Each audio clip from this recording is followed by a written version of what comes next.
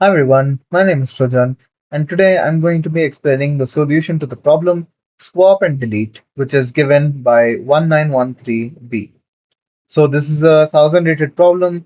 Let's look at the question, see what it says, see what it wants us to do, and then figure out how to do and how to solve this question. So let's quickly go through the question. So we're given a string S, which consists of zeros and ones, which is a binary string, and we can essentially perform two operations on S.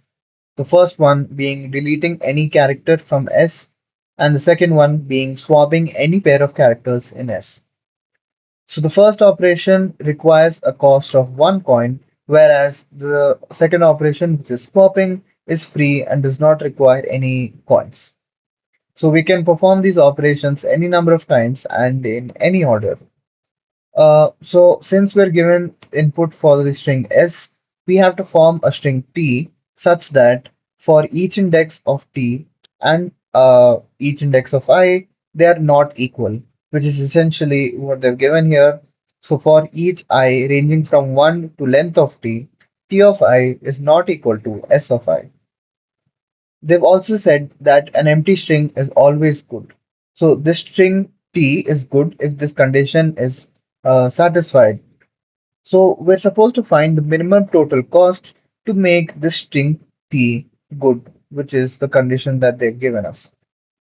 So if we look at the input, we have the total number of test cases, which goes up to 10 power 4, and we have this binary string, which uh, goes up to 2 times 10 power 5, which consists of only zeros and ones. And also we have the time limit per test as 1 second. So let's look at an example, see what it is, and essentially get a better idea of what it is that we actually need to do. So if we copy all of these examples, so we can go ahead and ignore this. So just let it be. So let's look at the first example here, 0. So since there's no 1 here to replace it, what we'll essentially have to do is get rid of this 0, which is essentially removing this character, which is the first operation that we're allowed to do, which costs 1 coin. So the answer for this becomes 1, which is the answer given to us. Oh, my bad. Yeah. Then let's look at the second example. So let's look at the number of zeros and the number of ones. You can obviously see here that the number of ones is greater than the number of zeros. Let's say if it was equal to the number of ones, essentially both of them are equal. That basically means they can switch places by, and then hence you get a substring or essentially a string t where they are not equal, which is basically our condition, right? For each index, this t should not be equal to s. And since it's a binary string, all we have to do is swap 0 with a 1 and 1 with a 0. So let's say this one didn't exist. So for 0, 1, this would basically be 1, 0. So instead of assuming this one doesn't exist, what we can basically go ahead and do is make this one not exist, which is by deleting this one character, which costs 1 coin. So the answer to this problem is also 1, which is the answer given to us. So let's look at this sub question or example here. Here you can see the number of zeros is 1, 2, 3, 4, 5, and so is the number of ones, which is 1, 2, 3, 4, 5. So for every place there is a 0, we replace it with 1 or we swap it with 1, and every place there's a 1, we swap it with 0. And since both of them, the number of them is equal, we don't really need to go ahead and delete any characters. So the cost to go ahead and make this string t becomes essentially 0. But then what happens in this particular test case here? Here we can see that, so if I had to write down the number of zeros and the number of ones. So let's say the number of zeros is here is 2 and the number of ones here is 4. So if I were to make the string t, I could go ahead and swap zeros for these two ones here. So what that would look like is I would swap out, or yeah, I would basically swap out these ones with these zeros. So my current string could look something like 0011 and then 11. But the problem with this remains that there's no essentially there's no ones to cover, there's no zeros essentially to replace these ones with. So that's a problem that we have to deal with, right? And we can't essentially have an answer such that we're just finding out the number of zeros and the number of ones and subtracting them. Rather, we have to build a string. So, and since uh, the number of characters in this string is 2 times 10 power 5. This is within our limit for time limit per test for 1 second. So we can comfortably go ahead and actually manually build this string in the code instead of trying to find an O of one solution for this problem. So let's say we're going ahead and going back to this example. So if we see here that we go ahead and swap this, but we still arrive at this problem.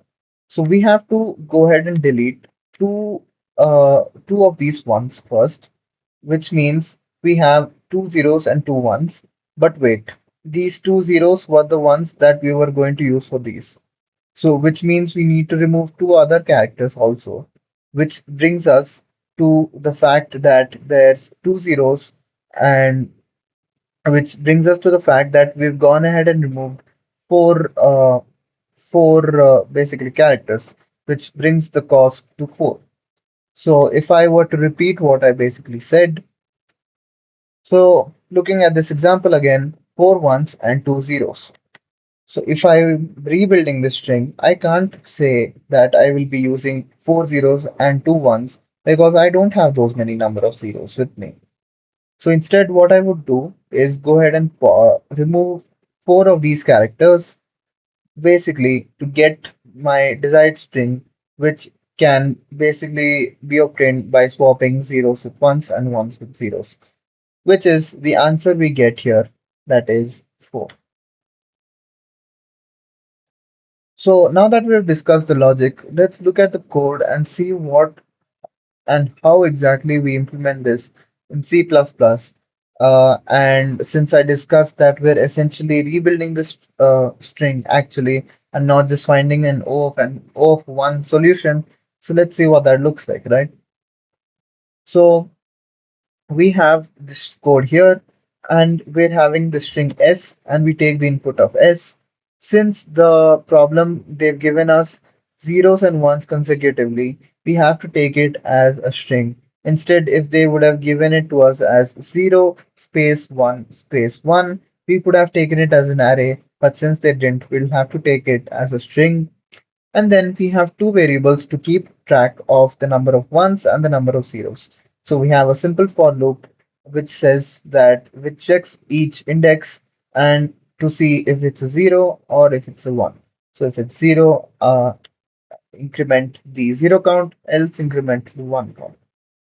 Then we have another for loop with this main for loop, which is essentially for rebuilding the string, essentially getting the string t.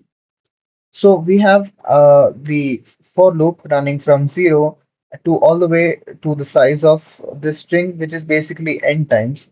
Uh, so we're checking if s of I is equal to 1, or basically this string, if the value of that string at that particular index I is equal to 1, let's say the 0 count is greater than 0. Since for us 1, we're replacing it with 0, we'll have to check for the 0. If the 0 count is greater than 0, decrement that by 1 because we're using that to basically find out the value. Else break this statement and break this loop. Otherwise, if the s of I, or basically the value of string at that particular index is 0, check if the 1 count is greater than 0. And if that is true, decrement the one count by 1, else break this. So this basically we get the number of times that this runs because we've declared I outside of this loop. So we've said that int I is equal to 0. Uh, the output we're getting from this is cout cs dot size minus I, which is basically n, which is the number of elements that we have in the string, minus I, which is basically the number of operations that we're making. So this expression gives us the number of operations we're breaking, which gives us the correct output. So if I were to show you that this code actually works,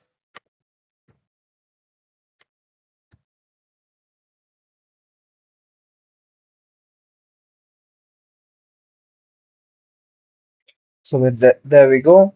We have the answer 1104, which is the correct answer. So yeah, do let me know if you have any questions or if you couldn't understand anything. I'd be more than happy to explain again and explain in a better, different sort of approach. Uh, yeah, that marks the end of this video. Thank you and good day.